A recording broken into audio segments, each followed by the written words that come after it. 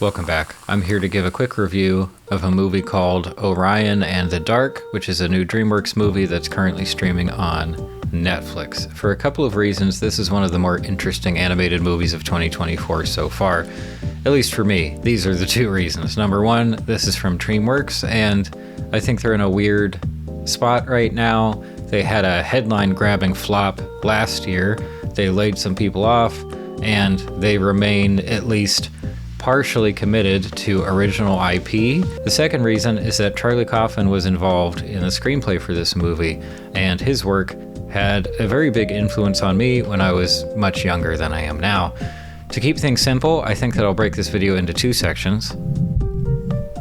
The stuff that I liked, and the stuff that I didn't like. Then I'll close off with a recommendation and leave it at that. Pretty simple. Okay, stuff that I liked. I liked the concept of the movie and at least some of the writing. The story is, or the framing device, I guess, is that it's a dad telling a story to his daughter that is about his younger self and his persistent fear of the dark. The childhood dad then meets the embodiment of the dark, who is also buddies with other concepts like sleep, quiet, and insomnia. If this makes you think of Pajama Sam, how does it feel to be 35 years old? I'm fast approaching myself.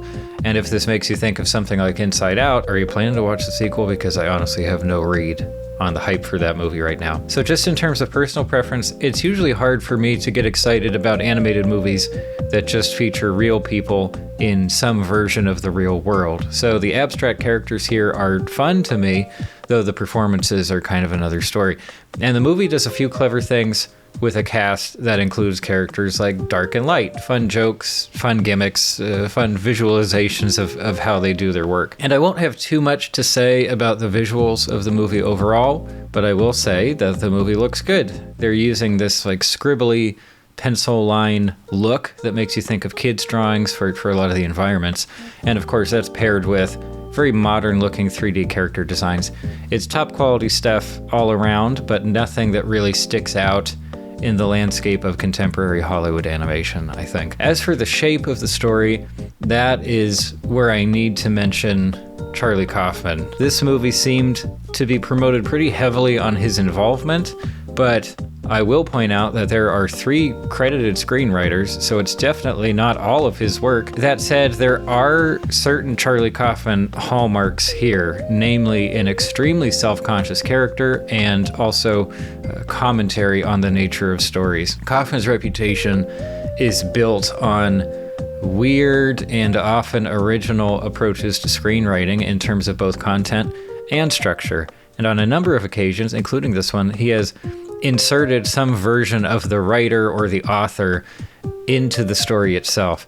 And without going down the rabbit hole, I think that his work evokes some of the most popular tropes of postmodern fiction, a movement that has become very long in the tooth that, despite actually including a wide variety of writers, is typically associated with a small number of white male writers. And I get the general sense that a large part of Charlie Kaufman's audience is also very white and very male. Just an impression. Although if that's true, then I think that his work on, I guess it was his previous movie, which is a film adaptation of I'm Thinking of Ending Things, was a really great choice for him, because the heart of that movie is, I think, an attempt to understand and deconstruct the perspective of like incels, or more generally, unsuccessful and very spiteful white men. Anyway, his involvement here in a children's movie is interesting in itself, though in practice, I think that the biggest thing where I get the sense that he brought it to the table is the major turn, which is about 3/4 of the way through the movie,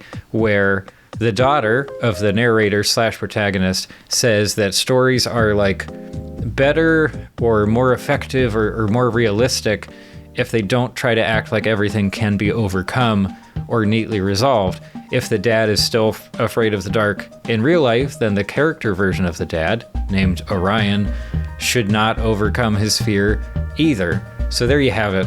That is what I see as Charlie Kaufman's commentary on the nature of stories here in this movie, and this time he's bringing it to the space of family and children's movies. I like the idea, definitely, but how that commentary and how that change actually plays out is ultimately underwhelming. The stuff I didn't like. Despite the noble story goals at work here, I did not actually feel those changes play out. I like that the daughter becomes directly involved in the story, rather than just being like a passive listener the whole time. And her getting involved in the story results in some goofy time travel stuff that doesn't really make sense and also doesn't have to. But it does end up feeling like Orion overcomes his fear of the dark, despite him not actually doing that. Like, there is character growth here, but it's much more subtle. And I think the messaging boils down to things will probably be fine, so don't worry as much. Like, you can be afraid of stuff, but you still need to participate in life. And again, I'm on board, but I'm not sure whether that messaging will really land with younger audiences. Fortunately, thanks to the plot, the movie does still feel like it has an ending, despite the fact that it avoids the most obvious ending. For myself, the impact just isn't there. And you might say, well, hey, it's a kid's movie. It's not for you. It's not, you're not supposed to feel impressed by the end of this one.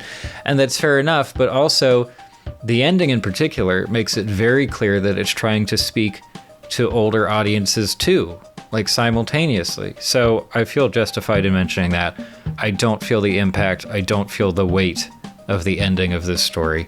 Unfortunately, there's another clear reason behind the lack of impact for me, which is the performances. My favorite performances here are Dark, Light, and the other abstracts, although Dark himself feels like a character that was supposed to be Seth Rogen and they just couldn't get him, because obviously Seth Rogen only goes for like the quality Oscar-worthy projects like the Mario movie. But as for the human characters, no, I'm sorry, none of them work for me. I'm not an actor, so I can't criticize the performances on that level, but just as a viewer, I can say that I did not believe any of these characters. In particular, the dad is just hollow. I got nothing from him, and for obvious reasons, that character really needs to work for the movie to work.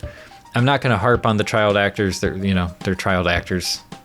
I don't want to be mean, but the adults in the room really don't have an excuse, unless maybe they walked into the recording booth 3 minutes after getting the news that their freshly adopted puppy or kitten had just died. Another detriment that's extremely common for Hollywood animation studios that aren't Disney or Pixar is really bad music direction. I don't know why so many music supervisors just assume that kids' movies need to prominently feature adult contemporary music that will inevitably sound outdated by the time the movie's actually released. It's not as glaring here as it was in my recent watch of Cloudy with a Chance of Meatballs 2, but I'm sure the music will feel just as bad in a few more years. Overall, the movie doesn't congeal. It's like someone who has a pitch-perfect resume with tons of impressive work experience and skills, and it's all laid out in this really nice serif typeface that's appropriately formal without actually being too old-fashioned.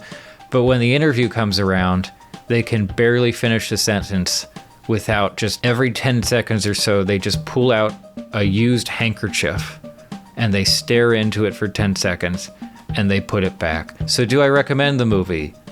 Only to parents with kids age 9 or under. I don't think it would hold the interest of an older kid, but I can see a younger kid enjoying most of it. And if it inspires kids to start making up their own stories for whatever reason, that would be great.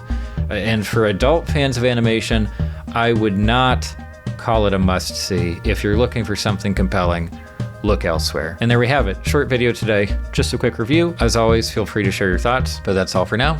Thanks for stopping by.